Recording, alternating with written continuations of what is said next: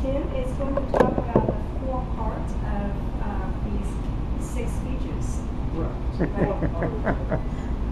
fourth, It's an important part of the 6 parts of speech. fourth part of 6 part of speech. It's called the TM.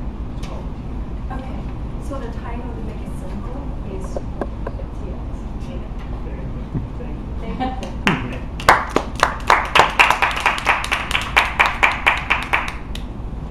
Well, maybe you came into Toastmasters to find out how to become a better speaker, how to build, develop, and grow your speeches. In order to do that, you have to understand the 4 acts of your speech. Now, Ken already knows these already, so he gets a little tired about hearing about it, but it's important for those people who aren't aware of it. The 4 acts of your speech. Because just as a play has 4 acts, so your speech has 4 acts. There's an A act, a C act, a T act, and an S act. And have you ever heard from, you have a mentor, somebody you go to, somebody you've learned something from? You had that happen before, you learned something from somebody? Yeah, you know, you've got somebody you go to and you trust them. For me, there's a guy called Bob. Met him in Toastmasters. He's a great guy, tall guy, blonde hair, but a professional speaker. So I learned a lot of stuff from him. And he's talking. And I bumped him in strange places. You ever have that happen? You bumped into people in weird places? For me, it was Starbucks. I kept bumping them in Starbucks.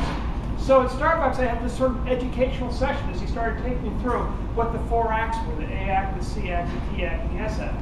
Now, as I mentioned, as Shirley mentioned, this is a 6-part speech. So already you've heard 3 parts already.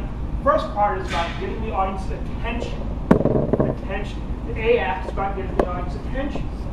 Do that, as Ken mentioned, by using the you. Using the word you in your speeches. Then the C act is about content, the content of your speech. It's something a lot of speakers struggle with, and it's really pretty simple. You find your passion, you find your speech. You ever notice if you really are excited about something, you just talk about it? You notice that?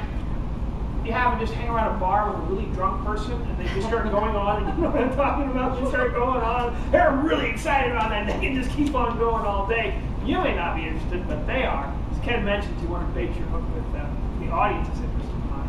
That then brings up the T act. Now, the T act is basically an answer to this question that might be going through your mind. You're thinking, okay, well, if you do have this thing you're really passionate about, how do you actually use that? How do you apply that in your life? How do you do something with that? That's what the T act is all about. Have you ever heard a speech where you hear it and you really get really passionate about it and excited about it? You're thinking, great, this is good stuff. I love it. And then you start thinking, what am I supposed to do with this? You know what I'm talking about? What am I supposed to do?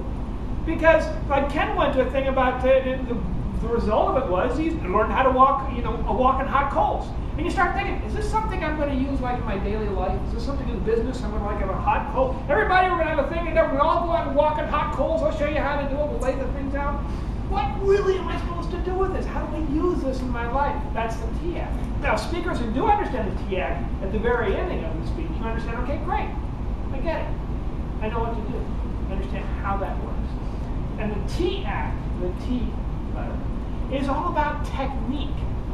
So T is technique. So you have attention, content, and technique. Now, as I mentioned in Starbucks, where I keep on bumping into Bob, I had this little session talking about technique. And so this day when I met Bob, I said, you got to find about technique. Technique is very important. I said, well, okay, Bob, technique is important, but how do you get technique? How does it work? So, Tim, have you heard about a guy called Craig Valentine? Craig Valentine? The world champion speaker, Craig Valentine? The guy who won the world championship of public speaking and then afterwards bought a book in public speaking? That Craig Valentine? Yeah, Tim, you heard of him? Yeah, I've heard of him. What about it? Well, Craig Valentine is a thing he calls the foundational phrase. You can think of it as the phrase that stays. It's just 10 words or less that stick in your audience's mind. About that. 10 words or less that stick in your eyes. Craig described it as kind of like a song lyric. It's something that's going to stick in your mind, because what happens to many speakers, and maybe this happened to you, where you're giving a speech and suddenly you go through, or maybe you're listening to the speech and you suddenly start thinking, that's really good stuff, and there's a speech going through, you think, this is great, this is wonderful, and you leave the speech and you're thinking, what did they just say? It just goes right out of your head. You ever had that happen?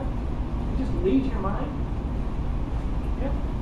happens. All of a sudden you leave the speech and it's gone. You forget the whole thing. But if you have a phrase that stays, then you remember it. And afterwards, it's part of you. If you have a good technique that people can remember with a phrase that stays, and people afterwards say, I get it. I know what to do. I understand it. The next trick is, how to making sure that they actually do it, but at least they'll know what to do when they leave. Now, so far, as Ken mentioned, there have been some acts that precede this. The A act, attention, use the you. That's a foundational phrase. Use the you. Because it'll stick in your mind. In fact, right now, just having said that, you'll remember that. It'll stick in your mind. After he said, what was Ken and Tim talking about? Use the you. Yeah, I got it. No problem. Find your passion, find your speech. Simple. Memorable. Something that's going to stick in your mind. You say, every time, what did I talk about? Oh, you meant passion, of course. I was talking about that.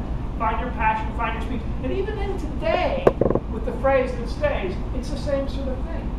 A phrase that sticks in your mind. A phrase that you remember. You might be wondering, Tim, well, okay, great, phrase that stays and all this stuff. Does this really work? Can you really use this in a real situation? Well, have you heard of, I don't know if you've heard of Prez Vasiliev, World Championship of Public Speaking. Ken has. John probably has. Okay. If you haven't, Pat has. If you haven't heard of Prez Vasiliev, he's the world champion in public speaking. He's got a great speech. Check it out on YouTube. Just a fantastic speech. But at the very end of his speech, he's stuck in something that probably won him the world championship of public speaking. He's stuck in a phrase that stays. And it was very simple, very powerful, very effective. He simply said, when in doubt, reach out. And people remembered it. It's stuck in their head. All of a sudden, okay, when in doubt, reach out. I get that. I understand what that is.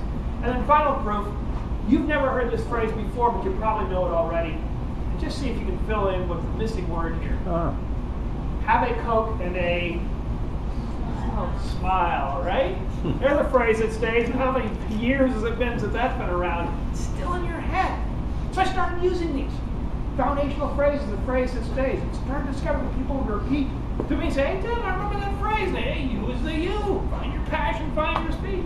Great. And you'll find the same thing happen to you. You start using techniques that people remember.